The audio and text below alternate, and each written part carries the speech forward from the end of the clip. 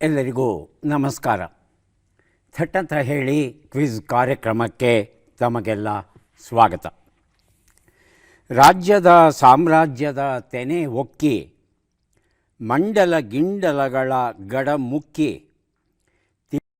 ಮುಳುಗಿಸಿ ಖಂಡ ಖಂಡಗಳ ಸಾರ್ವಭೌಮರ ನೆತ್ತಿಯ ಕುಕ್ಕಿ ಹಕ್ಕಿ ಹಾರುತ್ತಿದೆ ನೋಡಿದ್ದೀರಾ. ಬೇಂದ್ರೆಯವರು ಬರೆದಂಥ ಕವನ ಇದು. ಶಿವಮೊಗ್ಗ ಸಾಹಿತ್ಯ ಸಮ್ಮೇಳನದಲ್ಲಿ ಈ ಒಂದು ಕವನವನ್ನು ವಾಚಿಸಿದಾಗ ಒಂದು ರೀತಿ ವಿದ್ಯುತ್ ಸಂಚಾರವಾಯಿತು ಅಂತ ಹೇಳ್ತಾರೆ ಮಾಸ್ತಿ. ಜಗತ್ತಿನ ಸರ್ವಶ್ರೇಷ್ಠ ಕವನಗಳನ್ನು ಒಂದು ಜರಡಿಯಲ್ಲಿ ಹಾಕಿ ಜರಡಿ ಹಿಡಿದರೆ ಏನಾದರೂ 10 ಕವನಗಳು ಉಳ್ಕೊಂಡ್ರೆ ಆ 10 ಕವನಗಳಲ್ಲಿ ಈ ಹಕ್ಕಿ ಹಾರುತ್ತಿದೆ ನೋಡಿದ್ದೀರಾ ಎನ್ನುವ ಕವನವೂ ಒಂದಾಗಿರುತ್ತೆ ಅನ್ನೋ ಮಾತನ್ನು ಮಾಸ್ತಿಯವರು ಹೇಳಿದರು. ಬೇಂದ್ರೆಯವರು ಬರೆದಂಥ ಈ ಅದ್ಭುತ ಕವನದ ಅಣಕನ್ನು ಬೇಂದ್ರೆಯವರೇ ಬರೀತಾರೆ. ಪ್ಯಾರಡಿ ಅಂತ ಇಂಗ್ಲೀಷಲ್ಲಿ ಹೇಳ್ತಾರೆ, ಅಣಕು. ಇಲ್ಲಿ ಹಕ್ಕಿ ಹಾರುತ್ತಿದೆ ನೋಡಿದ್ದೀರಾ ಅನ್ನೋದನ್ನು ಬೆಕ್ಕು ಹಾರುತ್ತಿದೆ ನೋಡಿದ್ದೀರಾ ಅಂತ ಬದಲಾವಣೆ ಮಾಡಿ ಹೇಗೆ ಬರೀತಾರೆ ನೋಡಿ. ರಾಜ್ಯದ ಹೆಗ್ಗಣಗಳ ತಾನುಕ್ಕಿ, ಜೊಂಡಿಗದ ಹುಲುಗಡಣವ ಮುಕ್ಕಿ, ಹಾರಿಸಿ ಹೇಂಟೆಯ ಹಿಂಡುಗಳ ಜಂಬದ ಕೋಳಿಯ ನೆತ್ತಿಯ ಕುಕ್ಕಿ, ಬೆಕ್ಕು ಹಾರುತ್ತಿದೆ ನೋಡಿದ್ದೀರಾ. ಬೇಂದ್ರೆಯವರಂಥ ಕವಿಗಳು ತಾವು ಬರೆದಂಥ ಕವನಗಳನ್ನೇ ತಾವೇ ಅಣಕಿಸಿಕೊಂಡು ಬರೆಯುವ ರೀತಿ ಇದೆಯಲ್ಲ, ಅದು ಬಹಳ ಅನನ್ಯವಾದದ್ದು ಮತ್ತು ವಿಶಿಷ್ಟವಾದದ್ದು. ಬೇಂದ್ರೆಯವರು ಅವರ ಬರಹಗಳನ್ನು ನೋಡ್ತಾ ಇದ್ದರೆ ನಮಗೆ ಪದ್ಯಗಳನ್ನು ಓದ್ತಾ ಇದ್ದರೆ ಪದ್ಯಗಳನ್ನೇ ಬರ್ಕೊಂಡಿರಲಿ, ಎಷ್ಟು ಸೊಗಸಾಗಿ ಬರೀತಾರೆ ಅಂತ ಅನಿಸುತ್ತೆ. ಅವರ ಗದ್ಯ ಬರಹಗಳನ್ನು ಓದ್ತಾ ಇದ್ದರೆ ಎಷ್ಟು ಚೆನ್ನಾಗಿ ಗದ್ಯ ಬರೀತಾರೆ, ಇವರು ಯಾಕೆ ಪದ್ಯ ಬರೆಯೋಕ್ಕೆ ಹೋಗ್ತಾರೆ, ಗದ್ಯವನ್ನೇ ಬರ್ಕೊಂಡು ಹೋಗ್ಬೋದಲ್ಲ ಹಾಗನ್ನಿಸುತ್ತೆ. ಎರಡನ್ನೂ ಅಷ್ಟು ಸರಳವಾಗಿ ಬರೆಯಬಲ್ಲರು, ಸಮರ್ಥವಾಗಿ ಬರೆಯಬಲ್ಲರು. ಬೇಂದ್ರೆಯವರನ್ನು ಅರ್ಥ ಮಾಡಿಕೊಳ್ಳೋದು ಸ್ವಲ್ಪ ಕಷ್ಟ. ಒಂದೇ ಗುಕ್ಕಿಗೆ ಸಿಗಲ್ಲ ಬೇಂದ್ರೆಯವರು. ಹಾಗಾಗಿ ಸಾಮಾನ್ಯ ಓದುಗರು ಬೇಂದ್ರೆಯವರು ಅಂದರೆ ಸ್ವಲ್ಪ ದೂರ ಇರೋದಕ್ಕೆ ಪ್ರಯತ್ನ ಪಡ್ತಾರೆ. ಆದರೆ ಬೇಂದ್ರೆಯವರು ಎಲ್ಲರಿಗೂ ದಕ್ಕಬೇಕು ಅಂತ ಹೇಳಿ ಬೇಂದ್ರೆಯವರನ್ನು ಓದಿ ಅರ್ಥ ಮಾಡಿಕೊಂಡಂಥ ಅನೇಕ ಜನ ಅವರ ಸಾಹಿತ್ಯ ಕೃತಿಗಳನ್ನು, ಕವನಗಳನ್ನು, ಗದ್ಯ ಬರಹವನ್ನು ಸರಳವಾಗಿ ವಿವರಿಸಿ ಹೇಳಿ ಆನಂತರ ಮೂಲವನ್ನು ಓದಿ ಅನ್ನೋ ಒಂದು ಪ್ರಚೋದನೆಯನ್ನು ಕೊಡುವಂಥ ಕೆಲಸ ಮಾಡ್ತಾ ಇದ್ದಾರೆ. ಅಂತಹ ಕೃತಿಗಳಲ್ಲಿ ಮುಖ್ಯವಾದದ್ದು ಡಾಕ್ಟರ್ ಸತ್ಯವತಿ ಮೂರ್ತಿ ಅವರು ಬರೆದ ಬೇಂದ್ರೆಯವರ ನಿರಾಭರಣ ಸುಂದರಿ ಎನ್ನುವ ಈ ಪುಸ್ತಕ. ಈ ನಿರಾಭರಣ ಸುಂದರಿಯಲ್ಲಿ ಮೊದಲ ಭಾಗದಲ್ಲಿ ಸಣ್ಣ ಕಥೆಗಳು, ಬೇಂದ್ರೆಯವರ ಸಣ್ಣ ಕಥೆಗಳು 7 ಕಥೆಗಳಿವೆ. ಆ 7 ಕಥೆಗಳ ಬಗ್ಗೆ, ಆ ಕಥೆಗಳ ಮಹತ್ವ ಏನು ಅಂತ ಬರೀತಾ, ಆನಂತರ ಹರಟೆಗಳು, ಬೇಂದ್ರೆಯವರ ಹರಟೆಗಳು ಏನಿದೆ ಅದು ಸುಮಾರು 8 ಹರಟೆಗಳನ್ನು ತಗೊಂಡು ಅದರಲ್ಲಿರೋ ಮಹತ್ವವನ್ನು ತಿಳಿಸ್ತಾ ಹೋಗ್ತಾರೆ. ಅದಾದ ಮೇಲೆ ಒಂದಷ್ಟು ನಗೆ ಹಾಡುಗಳು. ಈಗಷ್ಟೇ ನಾನು ಬೆಕ್ಕು ಹಾರುತ್ತಿದೆ ನೋಡಿದ್ದೀರಾ ಒಂದು ಪದ್ಯವನ್ನು ಓದಿ ತೋರಿಸ್ದೆ. ಹಾಗೆಯೇ ಕಸಪೊರಕೆ, ಮುದುಕಿ, ಶೂನ್ಯ, ಕರಿ ಮರಿ ನಾಯಿ, ಒರೆದ ತಗಣಿಯ ಒರೆದ ಒಂದು ಕೀರ್ತನೆಯನ್ನು ಆಧರಿಸಿ ಒರೆದ ತಗಣಿಯ ಒರೆದ ಅನ್ನೋ ಒಂದು ಹಾಸ್ಯ ಗೀತೆಯನ್ನು ಸಹ ಬೇಂದ್ರೆಯವರು ಬರೆದಿದ್ದಾರೆ. ಹಾಗಾಗಿ ಬೇಂದ್ರೆಯವರ ಸಾಹಿತ್ಯ ಜಗತ್ತನ್ನು ಪ್ರವೇಶ ಮಾಡಬೇಕು ಅಂತ ಯಾರಿಗಾದರೂ ಆಸೆ ಇದ್ದರೆ ಈ ಒಂದು ಪುಸ್ತಕದ ಮೂಲಕ ಪ್ರಯತ್ನಿಸಬಹುದು. ಬೇಂದ್ರೆಯವರ ನಿರಾಭರಣ ಸುಂದರಿ ಡಾಕ್ಟರ್ ಸತ್ಯವತಿ ಮೂರ್ತಿ ಅವರು ಬರೆದಿರುವಂಥದ್ದು. ಡಾಕ್ಟರ್ ಸತ್ಯವತಿ ಅವರನ್ನು ಅಭಿನಂದಿಸ್ತಾ ಇಂದಿನ ಕಾರ್ಯಕ್ರಮವನ್ನು ಆರಂಭಿಸ್ತಾ ಇದ್ದೇವೆ. ಮೊದಲಿಗೆ ಸ್ಪರ್ಧಿಗಳ ಪರಿಚಯ. ನನ್ನ ಹೆಸರು ಆರ್ ನರೇಶ್, ನಾನು ಮಾಲೂರಿಂದ ಬಂದಿದ್ದೀನಿ. ನರೇಶ್ ಅವರಿಗೆ ಸ್ವಾಗತವನ್ನು ಕೋರ್ತಾ ಇದ್ದೇವೆ. ಮುಂದಿನ ಸ್ಪರ್ಧಿ. ನನ್ನ ಹೆಸರು ಸಾವಿತ್ರಮ್ಮ, ನಾನು ಹಾಸನದಿಂದ ಬಂದಿದ್ದೀನಿ. ನನ್ನ ಹವ್ಯಾಸಗಳು ದಿನಪತ್ರಿಕೆ ಮತ್ತು ಪುಸ್ತಕಗಳನ್ನು ಓದುವುದು, ಪದಬಂಧ ಬಿಡಿಸೋದು, ರಂಗೋಲಿ ಬಿಡಿಸೋದು ಮತ್ತು ತಟ್ಟಂಥ ಕಾರ್ಯಕ್ರಮ ವೀಕ್ಷಣೆ ಮಾಡೋದು. ಸಾವಿತ್ರಮ್ಮ ಅವರಿಗೆ ಸ್ವಾಗತವನ್ನು ಕೋರ್ತಾ ಇದ್ದೇವೆ. ನಮ್ಮ ಮೂರನೆಯ ಸ್ಪರ್ಧಿ. ಎಲ್ಲರಿಗೂ ನಮಸ್ಕಾರ. ನನ್ನ ಹೆಸರು ಮಧುಸೂದನ್ ರಾವ್ ಅಂತ. ನಾನು ಬೆಂಗಳೂರಿನ ಕಮ್ಮಗೊಂಡನಹಳ್ಳಿಯಿಂದ ಬಂದಿದ್ದೀನಿ. ಟಾಫೆ ಅಂತ ಒಂದು ಪ್ರೈವೇಟ್ ಕಂಪ್ನಿನಲ್ಲಿ ಕಾರ್ಯನಿರ್ವಹಿಸ್ತಾ ಇದ್ದೀನಿ. ನನ್ನ ಹವ್ಯಾಸ ಚಿತ್ರ ಬಿಡಿಸೋದು. ಮಧುಸೂದನ ರಾವ್, ಸ್ವಾಗತ ಕಾರ್ಯಕ್ರಮಕ್ಕೆ. ಮೂವರು ಸಿದ್ಧವಾಗಿದ್ದರೆ ಕಾರ್ಯಕ್ರಮ ಆರಂಭಿಸೋಣ. ಮೊದಲಿಗೆ ನಿಯಮಗಳನ್ನು ಒಮ್ಮೆ ನೋಡಿಬಿಡೋಣ. ಒಟ್ಟು 10 ಪ್ರಶ್ನೆಗಳು. ಮೊದಲು ಬಜರ್ ಒತ್ತಿದವರಿಗೆ ಉತ್ತರ ನೀಡುವ ಅವಕಾಶ. ಪ್ರತಿ ಸರಿ ಉತ್ತರಕ್ಕೆ ಒಂದು ಪುಸ್ತಕ ಬಹುಮಾನ. ಆಯ್ಕೆಗಳು ಬರುವ ಮೊದಲೇ ಬಜರ್ ಒತ್ತಿ ಸರಿ ಉತ್ತರ ನೀಡಿದರೆ 2 ಪುಸ್ತಕ ಬಹುಮಾನ. 100 ಅಂಕ ಗಳಿಸಿದವರಿಗೆ ಒಂದು ಪುಸ್ತಕ ವಿಶೇಷ ಬಹುಮಾನ. ನಕಾರಾತ್ಮಕ ತಂತ್ರಗಳಿಗೆ ಅವಕಾಶವಿಲ್ಲ. ಮೊದಲ ಪುಸ್ತಕ, ಮೊದಲ ಪ್ರಶ್ನೆಯನ್ನು ನೋಡೋಣ. ಕವನ ಕೃಷಿಕ, ಸಂಪಾದಕರು KV ಲಕ್ಷ್ಮಣಮೂರ್ತಿ, ಡಾಕ್ಟರ್ ಪ್ರೀತಿ ಅಶೋಕ್ ಹಾಗೂ ನಾಗರತ್ನ ಎಸ್ ಹಿರೇಮಠವರು. ನಮ್ಮ ಮೊದಲ ಪ್ರಶ್ನೆ: ಭಾರತೀಯ ನ್ಯಾಯ ಸಂಹಿತೆಯ ಅನ್ವಯ ಒಬ್ಬ ಚಾಲಕ ಗಂಭೀರ ಅಪಘಾತವನ್ನು ಮಾಡಿ ಪೊಲೀಸರಿಗೆ ತಿಳಿಸದೆ ಓಡಿ ಹೋದರೆ ಅವನಿಗೆ ಯಾವ ಶಿಕ್ಷೆಯನ್ನು ನೀಡಬಹುದು? ಆಯ್ಕೆಗಳನ್ನು ನೋಡೋಣ. 10 ವರ್ಷ ಜೈಲು, 7 ಲಕ್ಷ ದಂಡ. 10 ವರ್ಷ ಜೈಲು, 5 ಲಕ್ಷ ದಂಡ. 2 ವರ್ಷ ಜೈಲು, 2 ಲಕ್ಷ ದಂಡ. ಹೇಳಿ ಮಧುಸೂದನ್. ಆಯ್ಕೆ 3, 2 ವರ್ಷ. ಆಯ್ಕೆ 3. ಆಯ್ಕೆ 4, 7 ವರ್ಷ ಜೈಲು, 5 ಲಕ್ಷ ದಂಡ. ನರೇಶ್. ಎರಡನೇದು 10 ವರ್ಷ ಜೈಲು, 5 ಲಕ್ಷ ದಂಡ. 10 ವರ್ಷ ಜೈಲು, 5 ಲಕ್ಷ ದಂಡ. ಉತ್ತರವನ್ನು ನೋಡೋಣ. ಸರಿಯಾದ ಉತ್ತರ 10 ವರ್ಷ ಜೈಲು, 7 ಲಕ್ಷ ದಂಡ ಆಗಿದೆ. ಹಿಟ್ ಆ್ಯಂಡ್ ರನ್ ಕೇಸ್ ಅಂತ ನಾವು ಕರೀತೇವೆ ಇದನ್ನು. ಸಾಮಾನ್ಯವಾಗಿ ಎಲ್ರಿಗೂ ಅರ್ಥವಾಗುತ್ತೆ. ಅಪಘಾತ ಮಾಡಿದ್ದಾನೆ, ಆ ಬಗ್ಗೆ ಮಾಹಿತಿ ತಿಳಿಸ್ತಾ ಇಲ್ಲ, ಓಡಿ ಹೋಗಿಬಿಡ್ತಾನೆ ಅವನು. ಇದನ್ನು ಹಿಟ್ ಆ್ಯಂಡ್ ರನ್ ಕೇಸ್ ಅಂತ ಹೇಳ್ತಾರೆ. ಈಗ ನಮ್ಮ ದೇಶದಲ್ಲಿ IPC ಬದಲು BNS ಬಂದಿದೆ. IPCಯಲ್ಲಿ ಇಂತಹವರಿಗೆ ಒಂದು ನಿಖರವಾದ ಶಿಕ್ಷೆ ಕೊಡೋದಕ್ಕೆ ಒಂದು ಅನುಕೂಲತೆ ಇರಲಿಲ್ಲ. ಆದರೆ ಈಗ BNSಲ್ಲಿ ಸ್ಪಷ್ಟವಾದ ಮಾರ್ಗದರ್ಶನ ಇದೆ. ಈ ರೀತಿ ಏನಾದರೂ ಒಬ್ಬರು ವರ್ತಿಸಿದರೆ ಅವರಿಗೆ 10 ವರ್ಷ ಜೈಲಾಗಬಹುದು ಅಥವಾ 7 ಲಕ್ಷ ದಂಡವಾಗಬಹುದು. ಕೆಲವು ಸಂದರ್ಭಗಳಲ್ಲಿ ಎರಡೂ ಸಹ ಆಗಬಹುದು.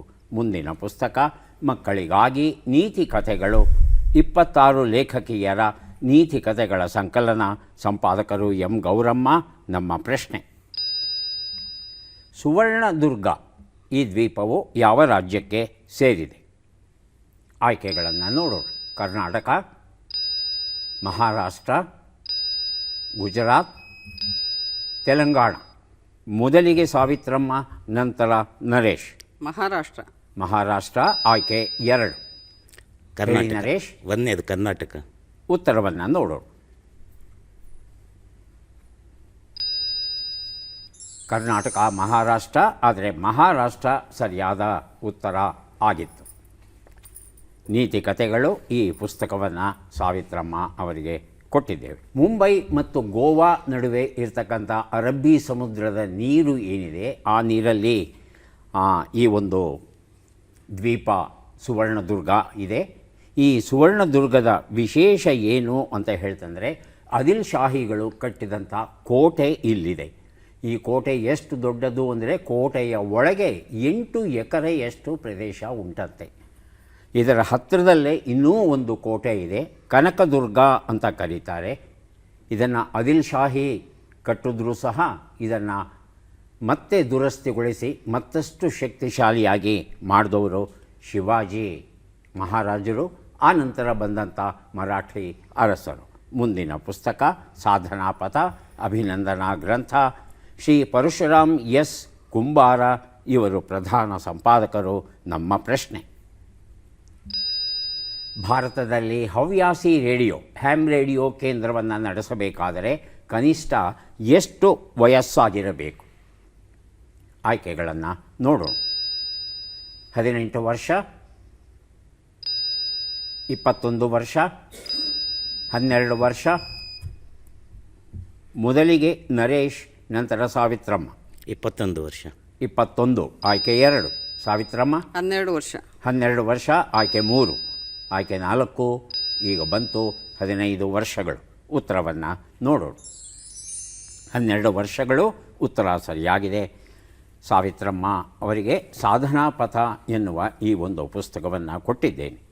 ಅನೇಕ ಜನಕ್ಕೆ ಈ ಹವ್ಯಾಸಿ ರೇಡಿಯೋ ಅಥವಾ ಹ್ಯಾಮ್ ರೇಡಿಯೋ ಇದರ ಬಗ್ಗೆ ಮಾಹಿತಿ ಇರಲ್ಲ. ಇದು ಬಹಳ ಬಹಳ ಒಳ್ಳೆಯ ಹವ್ಯಾಸ. ಇದು ಸುಮ್ಮನೆ ಮೊಬೈಲಲ್ಲೋ ಮತ್ತೊಂದರಲ್ಲೋ ಸಮಯವನ್ನು ಕಳೆಯೋದಕ್ಕೆ ಬದಲು ಈ ರೀತಿ ಒಂದು ಹವ್ಯಾಸಿ ರೇಡಿಯೋವನ್ನು ನಾವು ಸ್ಥಾಪಿಸ್ಕೊಳ್ಳೋಕ್ಕೆ ಸಾಧ್ಯವಾದರೆ ನಮ್ಮ ಕರ್ನಾಟಕ, ಭಾರತ ಹಾಗೂ ಜಗತ್ತಲ್ಲಿ ಇರ್ತಕ್ಕಂಥ ಅನೇಕ ಹವ್ಯಾಸಿ ರೇಡಿಯೋ ಪಟುಗಳು ಯಾರಿದ್ದಾರೆ ಅವರ ಜೊತೆ ಸ್ನೇಹವನ್ನು, ಸಂಪರ್ಕವನ್ನು ಸಾಧಿಸ್ಕೋಬಹುದು. ಅನೇಕ ಸ್ಪರ್ಧೆಗಳನ್ನು ನಡೆಸ್ತಾರೆ, ಅವುಗಳಲ್ಲಿ ಭಾಗವಹಿಸಬಹುದು ನಾವು. ಆದರೆ ಈ ಒಂದು ರೇಡಿಯೋ ಕೇಂದ್ರವನ್ನು ನಮ್ಮ ಮನೆಯಲ್ಲಿ ನಡೆಸಬೇಕಾದ್ರೆ ನಾವು ಅದಕ್ಕಾಗಿ ಲೈಸೆನ್ಸನ್ನು ತಗೋಬೇಕಾಗುತ್ತೆ. ವೈರ್ಲೆಸ್ ಪ್ಲ್ಯಾನಿಂಗ್ ಆ್ಯಂಡ್ ಕೋಆರ್ಡಿನೇಷನ್ ಅಂತ ಒಂದು ಸಂಸ್ಥೆ ಸರ್ಕಾರದ್ದು, ಅವರೊಂದು ಪರೀಕ್ಷೆ ಮಾಡ್ತಾರೆ. ಆ ಪರೀಕ್ಷೆಯಲ್ಲಿ ಉತ್ತೀರ್ಣರಾದರೆ ಒಂದು ಪ್ರಮಾಣ ಪತ್ರ ಕೊಡ್ತಾರೆ. ಅದರ ಆಧಾರದಲ್ಲಿ ನಾವು ನಮ್ಮ ಮನೆಯಲ್ಲೇ ರೇಡಿಯೋ ಕೇಂದ್ರ ಸ್ಥಾಪಿಸ್ಕೊಂಡು ಮಾಹಿತಿ ವಿನಿಮಯ ನಡೆಸಬಹುದು. ಸಂಘಟನೆ, ತುರ್ತು ಸ್ಥಿತಿ, ಸೃಜನಶೀಲತೆ ಇವೆಲ್ಲಕ್ಕೂ ಅವಕಾಶ ಉಂಟು ಈ ಹ್ಯಾಮ್ ರೇಡಿಯೋದಲ್ಲಿ. ಏರಿ ರಂಗಮಂಚ, ತೋರಿ ಈ ಪ್ರಪಂಚ ಏಕಾಂಕಿ ನಾಟಕಗಳು ಡಾಕ್ಟರ್ ರಾಧಾ ಕುಲಕರ್ಣಿ ಬರೆದಿರುವಂಥದ್ದು. ನಮ್ಮ ಪ್ರಶ್ನೆ, ರೈಬೋಸೋಮ್ಸ್ ಎಲ್ಲಿರುತ್ತದೆ? ಆಯ್ಕೆಗಳನ್ನು ನೋಡೋಣ. ಸಮುದ್ರ, ಯುದ್ಧ ನೌಕೆ, ಬಾಹ್ಯಾಕಾಶ, ಜೀವಕೋಶ. ಮೊದಲಿಗೆ ಮಧುಸೂದನ್, ಆನಂತರ ಸಾವಿತ್ರಮ್ಮ. ಯುದ್ಧ ನೌಕೆ. ಯುದ್ಧ ನೌಕೆ ಆಯ್ಕೆ 2. ಜೀವಕೋಶ. ಜೀವಕೋಶ. ಜೀವಕೋಶ ಆಯ್ಕೆ 4. ಉತ್ತರವನ್ನು ನೋಡೋಣ. ಜೀವಕೋಶ ಉತ್ತರ ಸರಿಯಾಗಿದೆ. ಏರಿ ರಂಗಮಂಚ, ತೋರಿ ಈ ಪ್ರಪಂಚ, ಈ ಒಂದು ಪುಸ್ತಕವನ್ನು ಕೊಟ್ಟಿದ್ದೇನೆ ಸಾವಿತ್ರಮ್ಮ ಅವರಿಗೆ. ಜೀವಕೋಶದಲ್ಲಿ ಇರ್ತಕ್ಕಂಥ ಒಂದು ಭಾಗ ಇದು. ಇದನ್ನು ಕಣಾಂಗ ಅಂತ ಕನ್ನಡದಲ್ಲಿ ಕರಿತೇವೆ, ಆರ್ಗನೆಲ್ ಅಂತ ಇಂಗ್ಲೀಷ್ ಭಾಷೆಯಲ್ಲಿ ಹೇಳ್ತಾರೆ. ನಮ್ಮ ದೇಹಕ್ಕೆ ಅಗತ್ಯವಾದಂಥ ಪ್ರೋಟೀನುಗಳು ಏನಿದೆ ಅದನ್ನು ಉತ್ಪಾದನೆ ಮಾಡುವಂಥ ಕಾರ್ಖಾನೆ ಈ ರೈಬೋಸೋಮ್ ಅನ್ನೋದು. ಬಹಳ ಬಹಳ ಮುಖ್ಯವಾದ ನಮ್ಮ ಜೀವಕೋಶದ ಒಂದು ಭಾಗ ಈ ರೈಬೋಸೋಮ್. ಮುಂದೆ ನಾವು ಕೊಡಲಿರುವ ಕನ್ನಡ ಕಾದಂಬರಿ ಸಮೇತನಹಳ್ಳಿ ರಾಮರಾಯರು ಬರೆದಂಥ ಶ್ರೀ ಪರಶುರಾಮ. ನಮ್ಮ ಪ್ರಶ್ನೆ, ಬಿಟ್ಟ ಅಕ್ಷರಗಳನ್ನು ತುಂಬಿ. ಓ, ಗ, ಕೋ, ತೇ, ಇ. ಕೊರತೆ, ಓದುಗರ ಕೊರತೆ. ಬಜರ್ ಒತ್ತದೇ ಉತ್ತರ ಕೊಡಬೇಡಿ. ನಾನು ಮೊದಲ ಅವಕಾಶ ಮಧುಸೂದನ್ ಅವರಿಗೆ, ಆನಂತರ ಸಾವಿತ್ರಮ್ಮ ಉತ್ತರ ಕೊಡಬಹುದು. ಮಧುಸೂದನ್. ಓದುಗರ ಕೊರತೆ ಇಲ್ಲ. ಓದುಗರ ಕೊರತೆ ಇಲ್ಲ ಅಂದರೆ ಒಂದು ಮನೆ ಬಿಟ್ಟಿದ್ದೀರಿ. ಆ ಕೊರತೆಯೂ ಇಲ್ಲ. ಕೊರತೆಯೂ ಇಲ್ಲ. ಸಾವಿತ್ರಮ್ಮ. ಓದುಗರ ಕೊರತೆಯೂ ಇದೆ. ಇದೆ. ಓದುಗರ ಕೊರತೆಯೂ ಇದೆ. ಇದೆ. ಉತ್ತರವನ್ನು ನೋಡೋಣ. ಓದುಗರ ಕೊರತೆಯೂ ಇಲ್ಲ, ಇದೆ, ಎರಡೂ ಸರಿ ಉತ್ತರ ಆಗುತ್ತೆ ಈ ಸಂದರ್ಭದಲ್ಲಿ. ಆದರೆ ಮೊದಲು ಕೊಟ್ಟವರು ಮಧುಸೂದನ್, ಹಾಗಾಗಿ ಶ್ರೀ ಪರಶುರಾಮ ಈ ಕನ್ನಡ ಕಾದಂಬರಿಯನ್ನು ಮಧುಸೂದನ್ ಅವರಿಗೆ ಕೊಟ್ಟಿದ್ದೇವೆ.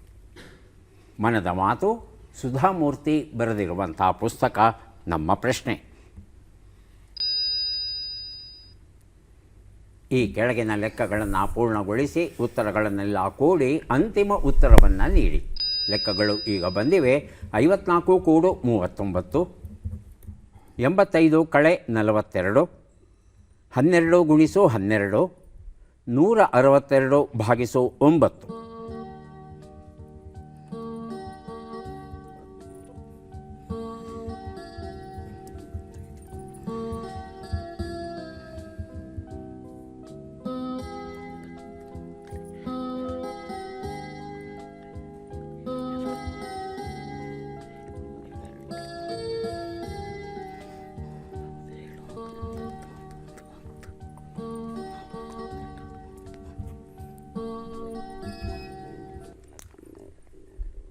ನರೇಶ್ ಅವರು ಬಜರ್ ಒತ್ತಿದ್ದಾರೆ.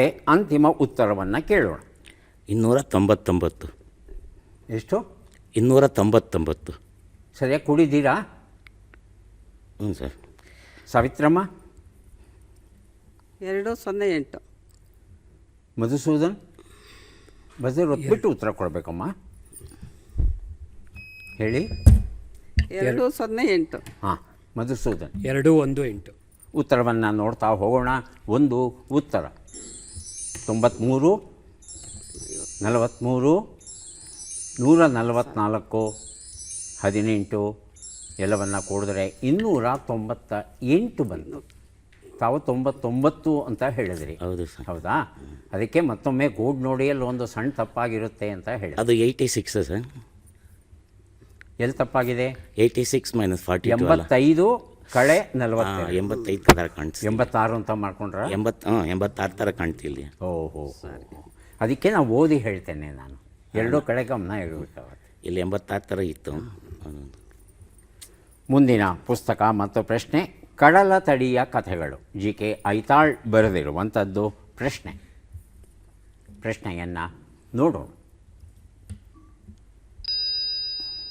ಈ ಭಾರತೀಯ ಒಲಿಂಪಿಕ್ಸ್ ಕ್ರೀಡಾಪಟುವನ್ನು ಗುರುತಿಸಿ ಚಿತ್ರವನ್ನು ನೋಡೋಣ.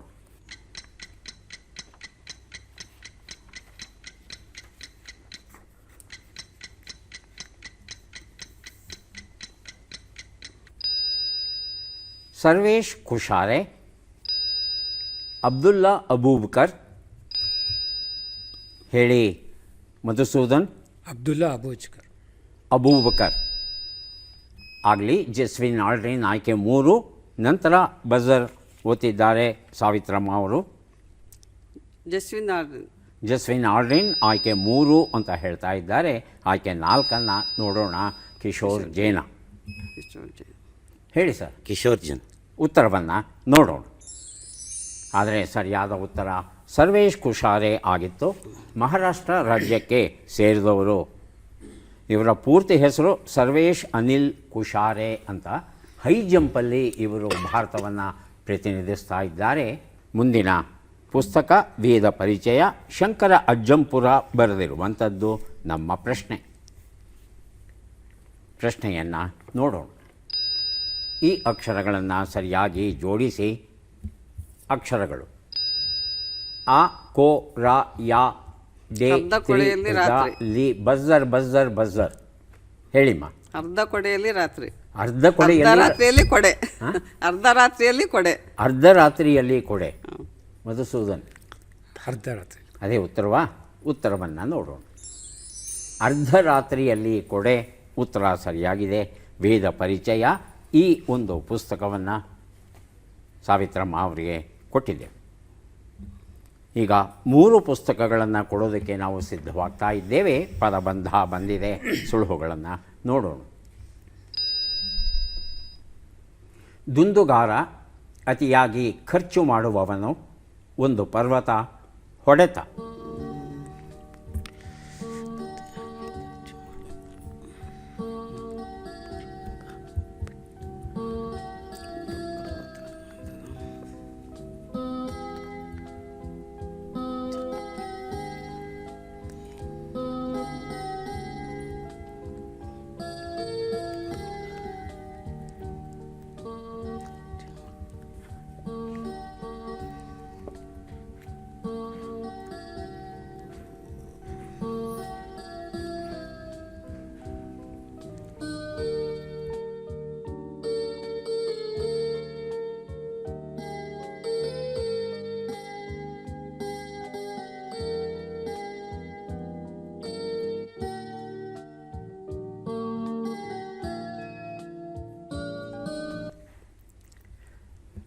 ಸಾವಿತ್ರಮ್ಮ ಅವರು ಬಜರ್ ಒತ್ತಿದ್ದಾರೆ.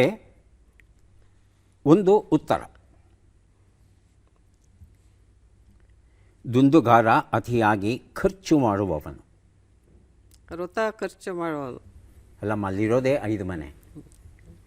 5 ಅಕ್ಷರ ಇರಬೇಕು ತಮ್ಮ ಉತ್ತರದಲ್ಲಿ. ಒಂದು ಉತ್ತರ. ದಂದರಹಾಳ ಅಥವಾ ದಂದರಹಾಳಿ ಅಂತ ಹೇಳ್ತಾರೆ. 2 ಉತ್ತರ. ಯಾರು ಬೇಕಾದರೂ ಬಜರ್ ಒತ್ತಿ ಉತ್ತರ ಕೊಡಿ. ಒಂದು ಪರ್ವತ. ಮಂದರ. ಉತ್ತರವನ್ನು ನೋಡೋಣ. ಮಂದರ ಉತ್ತರ ಸರಿಯಾಗಿದೆ. 3 ಉತ್ತರ. ಯಾರು ಬೇಕಾದರೂ ಪ್ರಹಾರ. ಒಂದು ನಿಮಿಷ ನಾ ಹೇಳೋವರೆಗೂ ದಯವಿಟ್ಟು ಕಾಯಬೇಕು. ನರೇಶ್. ಪ್ರಹಾರ. ಪ್ರಹಾರ ಉತ್ತರವನ್ನು ನೋಡೋಣ. ಪ್ರಹಾರ ಉತ್ತರ ಸರಿಯಾಗಿದೆ. ಮಾತು ಬಲ್ಲವನಿಗೆ ಜಗಳವಿಲ್ಲ, ಊಟ ಬಲ್ಲವನಿಗೆ ರೋಗವಿಲ್ಲ. ಈ ಒಂದು ಪುಸ್ತಕವನ್ನು ನರೇಶ್ ಅವರಿಗೆ ಕೊಟ್ಟಿದ್ದೇನೆ. ಈಗ ನಾವು ಬಂದಿದ್ದೇವೆ ಕಾರ್ಯಕ್ರಮದ ಕೊನೆಯ ಘಟ್ಟಕ್ಕೆ. ಚಟ್ಪಟ್ ಚಿಂಕುರ್ಲಿ 5 ಪ್ರಶ್ನೆಗಳು. ಮೊದಲ ಅವಕಾಶ ನರೇಶ್ ಅವರಿಗೆ ದೊರೀತಾ ಇದೆ. ಸಿದ್ಧವಾಗಿದ್ದೀರಾ? ಪ್ರಶ್ನೆ: ಬಾಯಿಗೆ ತುತ್ತಾಗು ಎಂಬ ನುಡಿಗಟ್ಟಿನ ಅರ್ಥವೇನು? ನಿಂದೆಗೆ ಗುರಿಯಾಗು, ಆಡಿಕೊಳ್ಳಲು ಅವಕಾಶವನ್ನು ನೀಡು. ಆಡಿಕೊಳ್ಳಲು ಅವಕಾಶವನ್ನು ನೀಡು. ಕಡುಗೆಂಪು ಹೂವಿನ ಗಿಡ ಎಂಬ ಅರ್ಥವನ್ನು ಕೊಡುವ ಶಬ್ದ ಯಾವುದು? ಕಿಸ್ಗಾರ, ಕಿಸುಗುಳ. ಕಿಸ್ಗಾರ. ಮುಂದಿನ ಪ್ರಶ್ನೆ: ಮಹಾಭಾರತದಲ್ಲಿ ಖಾಂಡವನ ದಹಿಸುತ್ತಿರುವಾಗ ಯಾರು ಅರ್ಜುನನ ಮೊರೆ ಹೋಗಿ ಜೀವವನ್ನು ಉಳಿಸಿಕೊಂಡರು? ಮಯ, ವಿಶ್ವಕರ್ಮ. ಮಯ. ಮುಂದಿನ ಪ್ರಶ್ನೆ: ಈ ಗಾದೆಯನ್ನು ಪೂರ್ಣಗೊಳಿಸಿ. ಇದ್ದ ಮಕ್ಕಳಿಗೇ ಕೂಳಿಲ್ಲ, ಬೇರೆಯವರಿಗೆ ಎಲ್ಲಿದೆ? ಮುಂದಿನ ಪ್ರಶ್ನೆ: ಈ ಒಗಟನ್ನು ಬಿಡಿಸಿ. ಹಟ್ಟಿ ಹಿಂದೆ ಹಗ್ಗ ಹಾಸೈತಿ, ಅದರ ಮೇಲೆ ಗುಮ್ಮ ಕುಂತೈತಿ. ಉತ್ತರವನ್ನು ನೋಡ್ತಾ ಹೋಗೋಣ. ಒಂದು ಉತ್ತರ ಬಾಯಿಗೆ ತುತ್ತಾಗು, ನಿಂದೆಗೆ ಗುರಿಯಾಗು, ಇದು ಸರಿಯಾದ ಉತ್ತರ ಆಗಿತ್ತು. ಎರಡನೇ ಪ್ರಶ್ನೆಗೆ ಉತ್ತರ ಕಡುಗೆಂಪಿನ ಹೂವು, ಕಿಸ್ಗಾರ, ಸರಿಯಾದ ಉತ್ತರ ಕೊಟ್ಟಿದ್ದೀರಿ. ಮೂರನೇ ಪ್ರಶ್ನೆಗೆ ಉತ್ತರ ಮಯ, ಸರಿಯಾದ ಉತ್ತರ ಕೊಟ್ಟಿದ್ದೀರಿ. ನಾಲ್ಕನೇ ಪ್ರಶ್ನೆಗೆ ಉತ್ತರ ಇದ್ದ ಮಕ್ಕಳಿಗೇ ಕೂಳಿಲ್ಲ, ಇನ್ನೊಂದು ಕೊಡೋ ಶಿವ ಅಂದ್ರಂತೆ. ಐದನೇ ಪ್ರಶ್ನೆಗೆ ಉತ್ತರವನ್ನು ನೋಡೋಣ. ಇದು ಕುಂಬಳಕಾಯಿಯ ವರ್ಣನೆ ಆಗಿತ್ತು. 2 ಪ್ರಶ್ನೆಗಳಿಗೆ ತಾವು ಸರಿಯಾದ ಉತ್ತರ ಕೊಟ್ಟಿದ್ದೀರಿ. 2 ಪುಸ್ತಕಗಳನ್ನು ತಮಗೆ ಕೊಟ್ಟಿದ್ದೇವೆ. ಈಗ ಅವಕಾಶ ಸಾವಿತ್ರಮ್ಮ ಅವರಿಗೆ ಬರ್ತಾ ಇದೆ. ಸಿದ್ಧವಾಗಿದ್ದೀರಾ? ಮೊದಲ ಪ್ರಶ್ನೆ: ಬಾಯಿಗೆ ನೀರು ಬಿಡು ಎಂಬ ನುಡಿಗಟ್ಟಿನ ಅರ್ಥವೇನು? ಕುಡಿಯಲು ನೀರು ಕೊಡು, ಸಾಯುವ ಸ್ಥಿತಿಗೆ ಬರು. ಸಾಯುವ ಸ್ಥಿತಿಗೆ ಬರು. ಮುಂದಿನ ಪ್ರಶ್ನೆ: ಕಂತಿನ ಮೂಲಕ ಪಾವತಿಸುವುದು ಎಂಬ ಅರ್ಥವನ್ನು ಕೊಡುವ ಶಬ್ದ ಯಾವುದು? ಕಿಸ್ತು, ಕಿಳ್ಳಿ. ಕಿಸ್ತು. ಮೂರನೆಯ ಪ್ರಶ್ನೆ: ಅಗ್ನಿಯು ಖಾಂಡವ ವನವನ್ನು ದಹಿಸುವಾಗ ಯಾವ ಪಕ್ಷಿಗಳು ಅಗ್ನಿಯನ್ನು ಪ್ರಾರ್ಥಿಸಿ ಜೀವವನ್ನು ಉಳಿಸಿಕೊಂಡವು? ಸಾರಂಗ ಪಕ್ಷಿಗಳು, ಕ್ರೌಂಚ ಪಕ್ಷಿಗಳು. ಸಾರಂಗ ಪಕ್ಷಿಗಳು. ಮುಂದಿನ ಪ್ರಶ್ನೆ: ಈ ಗಾದೆಯನ್ನು ಪೂರ್ಣಗೊಳಿಸಿ. ಇದ್ದಾಗ ಹಿರಿಯಪ್ಪ, ಇಲ್ಲದಾಗ ಕಿರಿಯಪ್ಪ. ಮುಂದಿನ ಪ್ರಶ್ನೆ: ಈ ಒಗಟನ್ನು ಬಿಡಿಸಿ.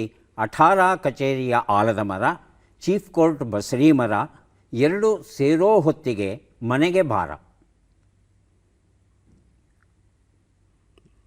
ಉತ್ತರವನ್ನು ನೋಡ್ತಾ ಹೋಗೋಣ. ಒಂದು ಉತ್ತರ ಬಾಯಿಗೆ ನೀರು ಬಿಡು, ಸಾಯುವ ಸ್ಥಿತಿಗೆ ಬರು, ಸರಿಯಾಗಿದೆ. 2 ಉತ್ತರ ಕಂತಿನ ಮೂಲಕ ಪಾವತಿಸುವುದು, ಕಿಸ್ತು, ಸರಿಯಾಗಿದೆ. 3 ಉತ್ತರ ಸಾರಂಗ ಪಕ್ಷಿಗಳು, 4 ಪಕ್ಷಿಗಳಿರುತ್ತವೆ, ಉತ್ತರ ಸರಿಯಾಗಿದೆ. 4ನೇ ಪ್ರಶ್ನೆಗೆ ಉತ್ತರ ಇದ್ದಾಗ ಹಿರಿಯಪ್ಪ, ಇಲ್ಲದಾದಾಗ ಕಿರಿಯಪ್ಪ, ಸರಿಯಾಗಿದೆ. 5ನೇ ಪ್ರಶ್ನೆ ಅಂದರೆ ಇದನ್ನು ಮಿಡಾ ಅಥವಾ ದಾಡು ಅಂತ ಹೇಳ್ತಾರೆ. ಹಿಂದಿನ ಕಾಲದಲ್ಲಿ ಈ ಚಿಲಕ ಅಂತ, ಕಬ್ಬಿಣದ ಚಿಲಕ ನಾವೇನು ಉಪಯೋಗಿಸ್ತೇವೆ ಅದಿರಲಿಲ್ಲ. ಹಾಗಾಗಿ ಮರಗಳಿಂದ ಮಾಡಿರ್ತಕ್ಕಂಥ ಒಂದು ದೊಡ್ಡ ತುಂಡು, ರಿಪೀಸ್ ಥರದ ತುಂಡನ್ನು ಬಳಸ್ತಾ ಇದ್ದರು. ಅದನ್ನು ಮನೆಯ ಬಾಗಿಲು ಒಂದರಿಂದ ಮಾಡಿದ್ರೆ ಈ ಮಿಡ ಅಂತಕ್ಕಂಥ ಇನ್ನೊಂದು ಈ ಮರದ ತುಂಡು ಏನಿದೆ ಅದನ್ನು ಬಸರಿ ಮರದಿಂದ ಮಾಡೋರು. ಅಂದರೆ ಹೊರಗಡೆ ಹೋದವನು ಮಲಗೋಷ್ಟರೊಳಗೆ ಬಂದು ಬಿಡು ಅಂತ ಹೇಳೋದಕ್ಕೆ ಈ ರೀತಿಯಾಗಿ ವ್ಯಂಗ್ಯವಾಗಿ ಮೊನಚಾಗಿ ನಮ್ಮ ಜಾನಪದ ಕವಿ ಒಂದು ಒಗಟನ್ನು ರೂಪಿಸಿದ್ದಾನೆ. ಎಷ್ಟು ಸರಿ ಉತ್ತರ ಆಯಿತು? 4 ಅಲ್ವಾ? 4 ಪುಸ್ತಕಗಳನ್ನು ತಮಗೆ ಕೊಡ್ತಾ ಇದ್ದೇವೆ. ಈಗ ಅವಕಾಶ ಮಧುಸೂದನ್ ಅವರಿಗೆ ಬರ್ತಾ ಇದೆ. ಮಧುಸೂದನ್, ಸಿದ್ಧವಾಗಿದ್ದರೆ ಪ್ರಶ್ನೆಗಳನ್ನು ಆರಂಭಿಸ್ತೇವೆ. ಮೊದಲ ಪ್ರಶ್ನೆ: ಬಾಯಿಗೆ ಬಟ್ಟೆ ಇಟ್ಟುಕೊಳ್ಳು ಎಂಬ ನುಡಿಗಟ್ಟಿನ ಅರ್ಥವೇನು? ದುರ್ವಾಸನೆಯನ್ನು ತಪ್ಪಿಸು, ಬಲವಂತವಾಗಿ ನಗುವನ್ನು ತಡೆ. ಬಲವಂತವಾಗಿ ನಗುವನ್ನು ತಡೆ. ಮುಂದಿನ ಪ್ರಶ್ನೆ: ಕೆನೆ ಹೇಷಾರವ ಮಾಡು ಎಂಬ ಅರ್ಥವನ್ನು ಕೊಡುವ ಶಬ್ದ ಯಾವುದು? ಕಿಳಿರು, ತಿಳಿರು. ಕಿಳಿರು. ಮುಂದಿನ ಪ್ರಶ್ನೆ: ಅಗ್ನಿಯು ಖಾಂಡವ ವನವನ್ನು ದಹಿಸುವಾಗ ಯಾರು ಆಕಾಶ ಮಾರ್ಗವಾಗಿ ತಪ್ಪಿಸಿಕೊಳ್ಳಲು ಪ್ರಯತ್ನಿಸಿದರು? ಅಶ್ವಸೇನ, ಗಜಸೇನ. ಅಶ್ವಸೇನ. ಮುಂದಿನ ಪ್ರಶ್ನೆ: ಈ ಗಾದೆಯನ್ನು ಪೂರ್ಣಗೊಳಿಸಿ. ಇದ್ದಾಗ 100 ಸಂತೆ, ಮುಂದಿನ ಪ್ರಶ್ನೆ. ಈ ಒಗಟನ್ನು ಬಿಡಿಸಿ. ಅಪ್ಪ ಅಪ್ಪ ಮರ ನೋಡು, ಮರದಲ್ಲಿನ ಎಲೆ ನೋಡು, ಎಲೆಯಲ್ಲಿನ ತೂತು ನೋಡು, ತೂತಿನಲ್ಲಿರುವ ಮಾತು ನೋಡು. ಉತ್ತರವನ್ನು ನೋಡ್ತಾ ಹೋಗೋಣ. 1 ಉತ್ತರ. ಬಾಯಿಗೆ ಬಟ್ಟೆ ಇಟ್ಟುಕೊಳ್ಳು, ಬಲವಂತವಾಗಿ ನಗುವನ್ನು ತಡೆ, ಸರಿಯಾದ ಉತ್ತರ. 2 ಉತ್ತರ. ಕೆನೆ ಹೇಷಾರವ ಕಿಳಿರು, ಸರಿಯಾದ ಉತ್ತರ. 3 ಉತ್ತರ. ಅಶ್ವಸೇನ ಸರಿಯಾಗಿದೆ. 4ನೇ ಪ್ರಶ್ನೆಗೆ ಉತ್ತರ. ಇದ್ದಾಗ 100 ಸಂತೆ, ಇಲ್ಲದಾಗ ಸುಮ್ಮನೆ ಕುಂತೆ. 5ನೇ ಪ್ರಶ್ನೆಗೆ ಉತ್ತರ. ಇದು ಹಾರ್ಮೋನಿಯಂನ ವರ್ಣನೆ ಆಗಿತ್ತು. ಒಟ್ಟು 3 ಪ್ರಶ್ನೆಗಳಿಗೆ ತಾವು ಸರಿಯಾದ ಉತ್ತರ ಕೊಟ್ಟಿದ್ದೀರಿ. ಹಾಗಾಗಿ ತಮಗೆ 3 ಪುಸ್ತಕಗಳನ್ನು ಕೊಡ್ತಾ ಇದ್ದೇವೆ. ಯಾರಿಗೆ ಎಷ್ಟು ಪುಸ್ತಕ ಬಂದಿದೆ ಅದನ್ನು ನೋಡುವ ಕ್ಷಣ ಈಗ ಬಂತು. ನರೇಶ್ ಅವರಿಗೆ 3 ಪುಸ್ತಕ ದೊರೆಯುತ್ತಾ ಇದೆ. ಪುಸ್ತಕಗಳನ್ನು ಸ್ವೀಕರಿಸಿ ಕಾರ್ಯಕ್ರಮದಲ್ಲಿ ಭಾಗಿಯಾಗಿದ್ದಕ್ಕೆ ತಮಗೆ ಧನ್ಯವಾದಗಳನ್ನು ಅರ್ಪಿಸ್ತಾ ಇದ್ದೇವೆ. ಧನ್ಯವಾದಗಳು. ಸಾವಿತ್ರಮ್ಮ ಅವರಿಗೆ 3, 6, 3, 9 ಪುಸ್ತಕ ತಮಗೆ ಸಿಗ್ತಾ ಇದೆ. ಸ್ವೀಕರಿಸಿ ಅಭಿನಂದನೆಗಳು. ಮಧು ಅವರಿಗೆ 2, 2, 4 ಪುಸ್ತಕ ತಮಗೆ ಸಿಗ್ತಾ ಇದೆ. ಸ್ವೀಕರಿಸಿ ಅಭಿನಂದನೆಗಳು.